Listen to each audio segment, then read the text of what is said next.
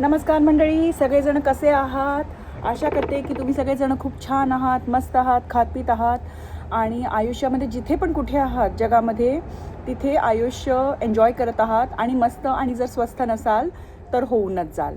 तर चला आजच्या या छोट्याशा काय म्हणतो आपण मेसेजने मी हा व्हिडिओ चालू करते. तर आज खूप दिवसानंतर व्हिडिओ करते कारण एवढी बिझी होऊन गेलेले मी हे घराचं सगळं काम करता करता. म्हणजे एवढं सगळं रिनोव्हेशनचं काम माझ्या म्हणजे खांद्यावर जबाबदारी होती. एवढी मोठी जबाबदारी आणि सगळं एकटं मी पार पाडलं. तर लवकरच तुम्हाला मी दाखवेन की घर आता आतून कसं दिसतं. सगळं असं कोरं, नवीन, करकरीत आणि असं छान सगळं असं स्वच्छ. त्यामुळे मन खूप प्रसन्न वाटतं म्हणजे अशा घरामध्ये. आणि आता जिथे मी बसली आहे तर हा आमचं बॅकयार्डचं एंट्रन्स आहे. तर तिथे पण म्हणजे असं खूप सगळं असं क्लिअर करून टाकलं, डिक्लटर करून टाकलं. त्याच्यामुळे असं खूप छान वाटतं. आता सध्या आज रात्री खूप लेट झाला आहे तर मी म्हटलं की मला जेवायची इच्छा नाही तर म्हटलं आज थोडासा हा चहा घेते. आणि चहाबरोबर मला माहिती नाही तुम्हाला आवडते की नाही, खारी छोटीशी. मला खारी खूप आवडते, लहानपणापासून आवडते. आणि काय करायचं तर मी परवा जाऊन ग्रॉसरी करून आणलेली. तर मी विचार केला की आणि ॲक्च्युली ती खराब झाली आहे, ही महत्त्वाची गोष्ट. इथे जिथे आम्ही राहतो तिथे वस्तू जास्त वेळ तुम्हाला फ्रीजच्या बाहेर ठेवता येत नाहीत, त्या लवकर खराब होऊन जातात. आणि भाज्या तर खूप दिवसांनी अशी मेथीची भाजी आलेली, हे बघा.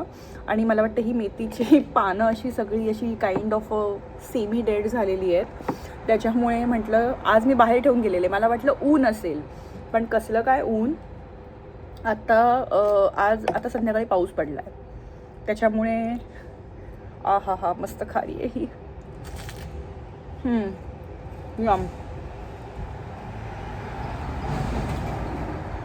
पाऊस पडला त्याच्यामुळे म्हटलं आता म्हणजे थोडासा शिंपडला तर म्हटलं हे आता पटापट निवडून टाकूया आणि काय थेपला वगैरे भाजी वगैरे काय बनत असेल ते करून टाकूया.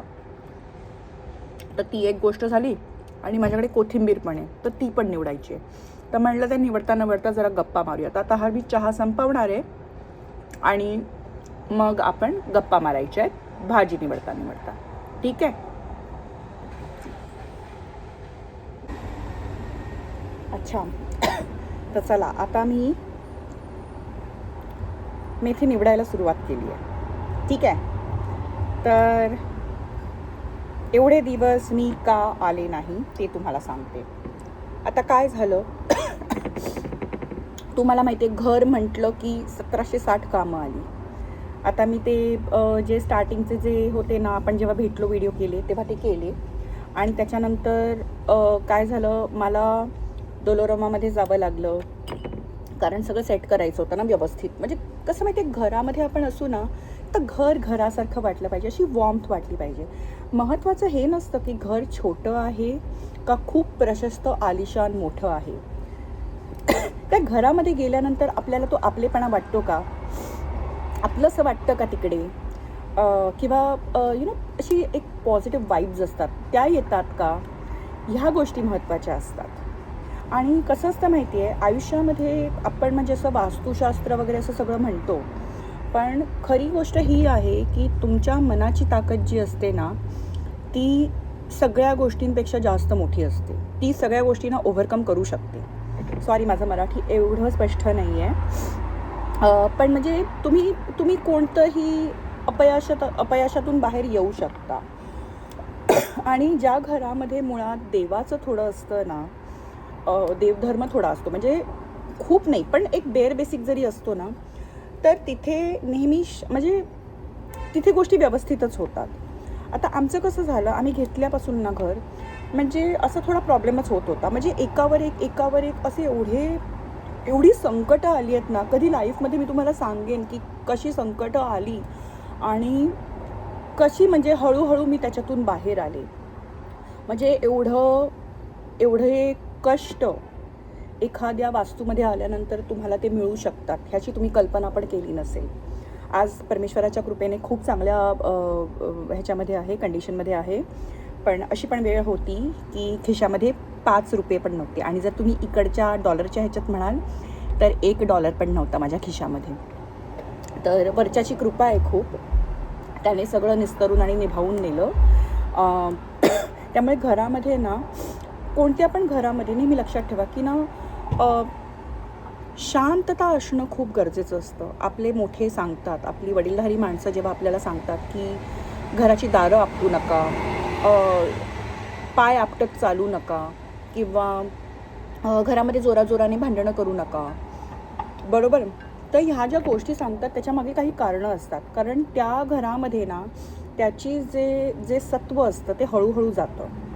ठीक आहे, तिकडून शांतता ही हळूहळू गायब होते. जर तुम्ही घरामध्ये नेहमी खालच्या आवाजामध्ये आणि शांत आवाजामध्ये बोला, आणि शांतता ठेवा घरामध्ये, आणि खास करून सकाळी शांतता ठेवा. तसं तर खूप म्हणजे खूप खूप खूप गोष्टी झाल्या. तर हां, सांगायचं हे की मग मी तुम्हाला जेव्हा लास्ट ब्लॉग केला ना ह्याचा डोलरमाचा, तर मग त्याच्यानंतर मला वेळच नाही मिळाला खरं सांगायचं झालं तर. कारण एवढं काम होतं. एक तर मला एवढं क्लीनअप करायचं होतं. म्हणजे मी अक्षरशः घर असं आपण कसं म्हणतो की भांडी अशी घासून पुसून चकाचक केली, तसं मी घर घासून पुसून अक्षरशः प्रत्येक कोपरा आणि कोपरा आहे ना मी क्लीन केलेला आहे व्यवस्थित, की बाई तिकडे काही असं खराब दिसणार नाही. आणि तो घासून पुसून मस्तपैकी असा स्वच्छ केला. स्वयंपाकघर जे आहे, तुम्ही 4 तास लागले मला क्लीन करायला. 4 तास म्हणजे मी 3 राऊंड्स ऑफ क्लिनिंग केले. कारण मला असं खूप चांगलं आवडतं की असं म्हणजे छान असं सगळं ऑर्गनाइज्ड असलं पाहिजे, क्लटर फ्री असलं पाहिजे, एक्सेट्रा एक्सेट्रा. तर मग त्याच्यानंतर मग मला खूप अशा ट्रिप्स होत्या करायच्या. मग घराची ग्रॉसरी पण करायची होती, ती मी परवा केली आहे. नाहीतर मी रेडी टू ईटवरच सध्यासाठी तरी जगत होते. कारण इकडे कसं होतं, भारताच्या बाहेर जर तुम्ही हॉटेलचं वगैरे म्हणाल तर खूप जास्त महाग असतं, खूप अति महाग असतं. एक ट्रिपच जवळजवळ $30 होते. म्हणजे 6 त्रिक 24 म्हणजे ₹2500 एका ह्याच्यातच आरामात निघून जातात. तर तेवढं काही अफोर्डेबल नव्हतं. तर मी काय केलं, शेवटी रेडी टू ईट आणलं. आणि रेडी टू ईटचे पॅक्स असतात ते $1 $2 असे मिळून जातात. तर त्याच्यावर मी सर्वाईव्ह केलं मागचे 10 दिवस. आणि मग मला परवाच्या दिवशी वेळ मिळाला तेव्हा मनसोक्त भाज्या घेतल्या मी. अगदी मेथीची घेतली, कोथिंबीर सारखी खराब होते या इकडच्या वेदरला, तरी पण 2 जोड्या घेतल्या, कारण मला कोथिंबीरीची वडी खायची म्हणून. तसं तर अशा काही गोष्टी आहेत. तर आजचा ब्लॉग मी असा सहजच गप्पा मारण्यासाठी केला. जर तुम्हाला आवडत असेल तर सांगा, कमेंट करा. जर आधीचे कोणते व्हिडिओ आवडले असतील घराचे, तर तुम्ही लाईक, शेअर आणि सबस्क्राईब करा. तुमच्या सगळ्यांचा पाठिंबा, तुमच्या सगळ्यांचं सहकार्य माझ्यासाठी खूप गरज आहे. कारण एक शून्यातून विश्व निर्माण करण्याची जर्नी असते ना, ॲक्च्युली एका खूप मोठ्या हाय विश्वामध्ये मी होते.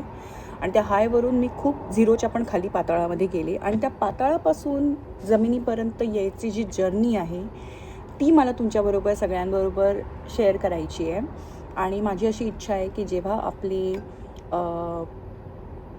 बघूया म्हणजे असं एक 10,000 सबस्क्रायबर्स होतील, तेव्हा मला ती जर्नी तुमच्या सगळ्यांबरोबर शेअर करायची आहे. बघूया मला ते भाग्य मिळतं का, तुमच्या सगळ्यांची साथ मिळते का. तर चला, आत्ताचा हा व्हिडिओ मी आता इकडे संपवते. भेटूया पुढच्या नव्या व्हिडिओमध्ये. बाय. काळजी घ्या सगळेजण.